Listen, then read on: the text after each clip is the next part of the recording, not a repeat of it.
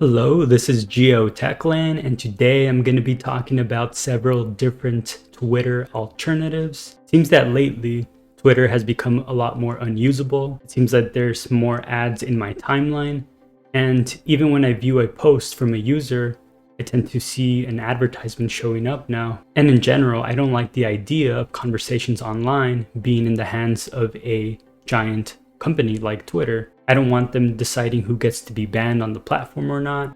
I don't want them dictating the rules to us. And I don't want them data mining and tracking everything that we do. Thankfully, there's plenty of Twitter alternatives, so let's take a look.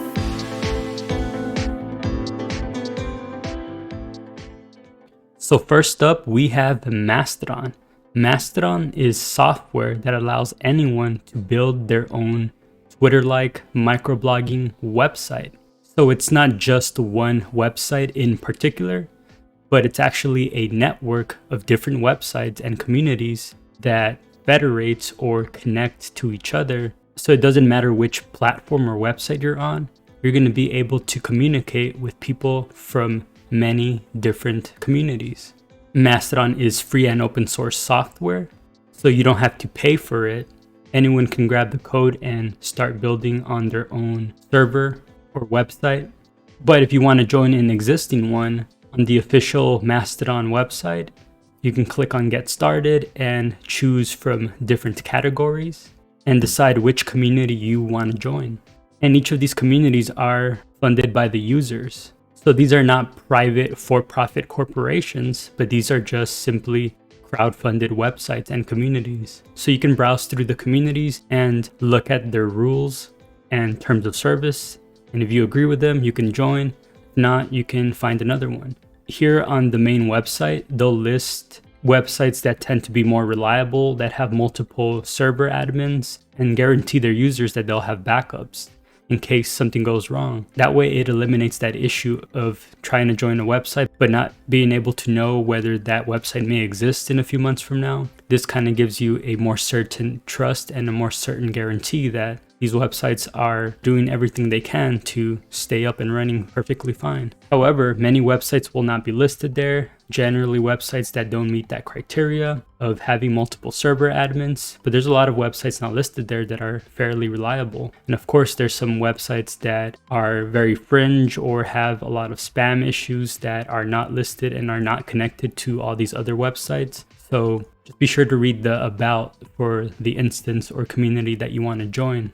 And then of course we have other tools like FettyDB that lets you browse through the entire network. It includes additional Mastodon instances that are not on the main website. The instance that I'm at, mastodon.org, it's entirely funded by the users, and any extra funds that they receive will go back towards free and open source projects. So the users that are donating to Mastodon can decide and vote on where that extra money will go to. So that's pretty neat. Of course, there are no advertisements here, no tracking. Your timelines are in chronological order. And overall, it's just a very good experience. If you go back to FettyDB, you'll see that there's all these alternative platforms. So I'm going to mention Pleroma as another Twitter alternative that works very much the same way as Mastodon and Twitter, although it's a bit less popular and in my opinion doesn't have as good of branding as Mastodon does. But it is an option that does the same thing that Mastodon does, and generally they all are able to communicate with each other because they use the same protocol called ActivityPub.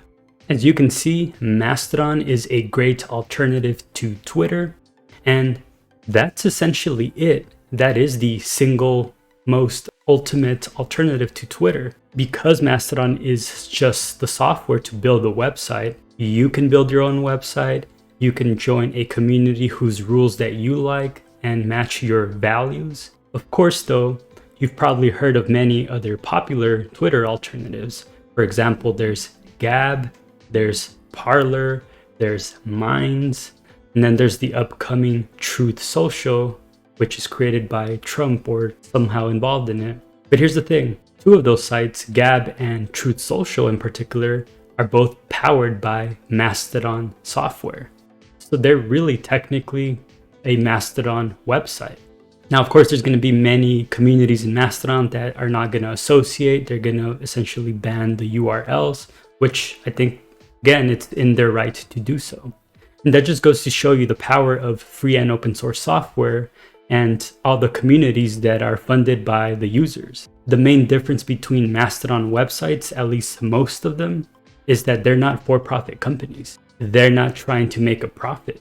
They're going to be there as long as there's enough users to support and donate to them. The problem with Minds, Parler, Gab, and Truth Social is that they're in it for the money. Because again, their goal is to steal users from Twitter, get them over to their platforms, and then make money. Even if they're not charging you a fee to use their platforms, they're going to charge you in other ways, either through ads, through selling your data. And therein lies the problem. You don't need a for-profit middleman. It's proven that anyone can take Mastodon software, start their own community, and fund it entirely by the users. It really doesn't take a lot to do that. Anyone can start their own server and, at most pay a few $100s, depending on how big your community becomes. And you don't have to worry about potentially that community selling to another community or starting to charge some ridiculous fees or selling your data. So the real alternative to Twitter is a decentralized community that is funded entirely by the users. And it doesn't have to be necessarily Mastodon software. There's plenty of other options like Pleroma, for example. Don't let these companies fool you into thinking that they're looking out for you. Because if they were, why not just become a nonprofit? Why not just rely on user donations? Why become a for-profit company when it's not necessary? But let me know your thoughts. Do you agree or disagree? Let me know your thoughts in the comments below, and if you like my video, please like, share, subscribe, and I will see you all next time. If you're enjoying my video, you can subscribe to me on YouTube, PeerTube, follow me on Odyssey. You could also support me on LiberaPay, Patreon. See links in the description below.